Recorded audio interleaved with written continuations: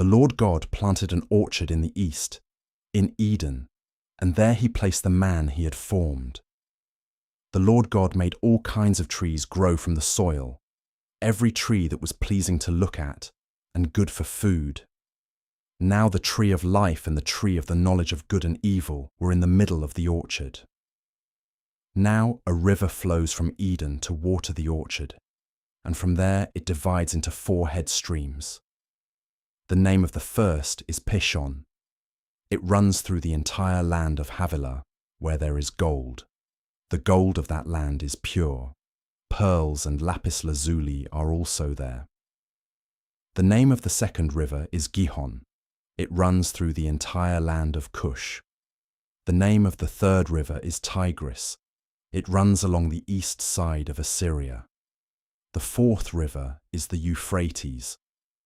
The Lord God took the man and placed him in the orchard in Eden to care for it and to maintain it. Then the Lord God commanded the man, "You may freely eat fruit from every tree of the orchard, but you must not eat from the tree of the knowledge of good and evil, for when you eat from it, you will surely die." The Lord God said, "It is not good for the man to be alone. I will make a companion for him who corresponds to him." The Lord God formed out of the ground every living animal of the field and every bird of the air. He brought them to the man to see what he would name them, and whatever the man called each living creature, that was its name. So the man named all the animals, the birds of the air, and the living creatures of the field. But for Adam, no companion who corresponded to him was found. So the Lord God caused the man to fall into a deep sleep, and while he was asleep, he took part of the man's side and closed up the place with flesh. Then the Lord God made a woman from the part he had taken out of the man, and he brought her to the man. Then the man said, "This one at last is bone of my bones and flesh of my flesh. This one will be called woman, for she was taken out of man. That is why a man leaves his father and mother and unites with his wife, and they become one family. The man and his wife were both naked, but they were not ashamed. Now the serpent was shrewder than any of the wild animals that the Lord God had made. He said to the woman, 'Is it really true that God said, "You must not eat from any tree of the orchard"?' The woman said to the serpent, 'We may eat of the fruit from the trees of the orchard, but concerning the fruit of the tree that is in the middle of the orchard, God said, "You must not eat from it, and you must not touch it, or else you will die." The serpent said to the woman, "Surely you will not die, for God knows that when you eat from it, your eyes will open, and you will be like God, knowing good and evil." When the woman saw that the tree produced fruit that was good for food, was attractive to the eye, and was desirable for making one wise, she took some of its fruit and ate it. She also gave some of it to her husband who was with her, and he ate it. Then the eyes of both of them opened, and they knew they were naked. So they sewed fig leaves together and made coverings for themselves. Then the man and his wife heard the sound of the Lord God moving about in the orchard at the breezy time of the day, and they hid from the Lord God among the trees of the orchard. But the Lord God called to the man and said to him, "Where are you?" The man replied, "I heard you moving about in the orchard, and I was afraid because I was naked, so I hid." And the Lord God said, "Who told you that you were naked? Did you eat from the tree that I commanded you not to eat from?" The man said, "The woman whom you gave me, she gave me some fruit from the tree, and I ate it." So the Lord God said to the woman, "What is this you have done?"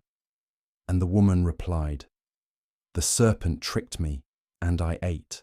The Lord God said to the serpent, "Because you have done this, cursed are you above all the cattle and all the living creatures of the field. On your belly you will crawl and dust, you will eat all the days of your life.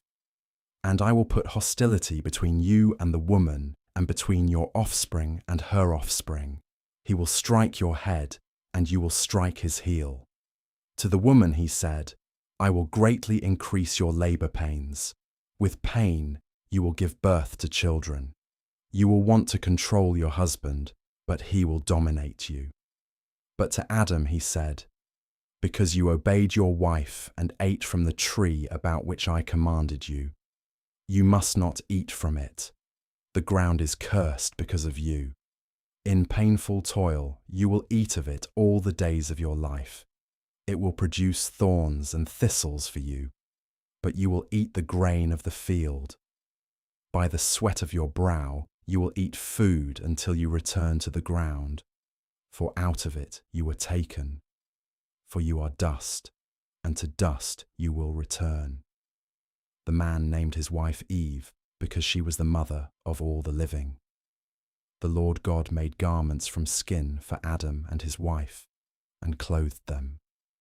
And the Lord God said, now that the man has become like one of us, knowing good and evil, he must not be allowed to stretch out his hand and take also from the tree of life and eat and live forever.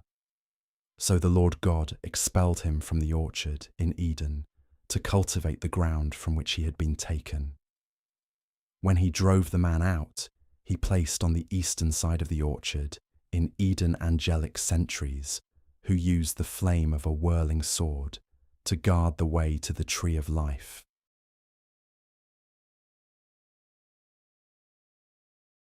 Now the man was intimate with his wife Eve, and she became pregnant and gave birth to Cain. Then she said, I have created a man just as the Lord did. Then she gave birth to his brother Abel. Abel took care of the flocks, while Cain cultivated the ground. At the designated time, Cain brought some of the fruit of the ground for an offering to the Lord.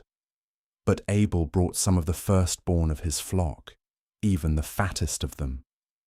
And the Lord was pleased with Abel and his offering, but with Cain and his offering he was not pleased.